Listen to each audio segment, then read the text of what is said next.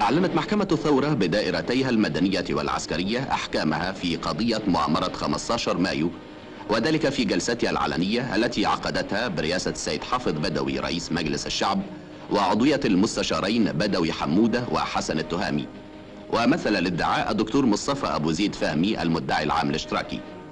وقد قضت المحكمة بإعدام المتهمين علي صبري وشعراوي جمعة وسامي شرف وفريد عبد الكريم، وأمر السيد رئيس الجمهورية بتخفيف الأحكام إلى الأشغال الشاقة المؤبدة. كما أصدرت المحكمة حكمها على محمد فايق بالأشغال الشاقة لمدة 10 سنوات، وسعد زايد بالسجن 5 سنوات، وحلمي السعيد بالحبس مع الشغل لمدة سنة مع إيقاف التنفيذ 3 سنوات.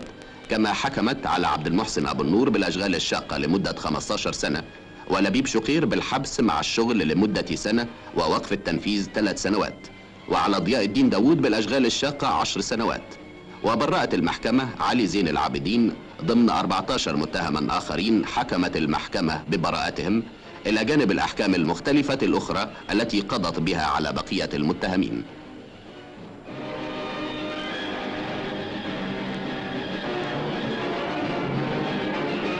وقضت الدائرة العسكرية لمحكمة الثورة بالأشغال الشاقة المؤبدة على الفريق أول متقاعد محمد فوزي، وخفف الحكم إلى الأشغال الشاقة 15 سنة.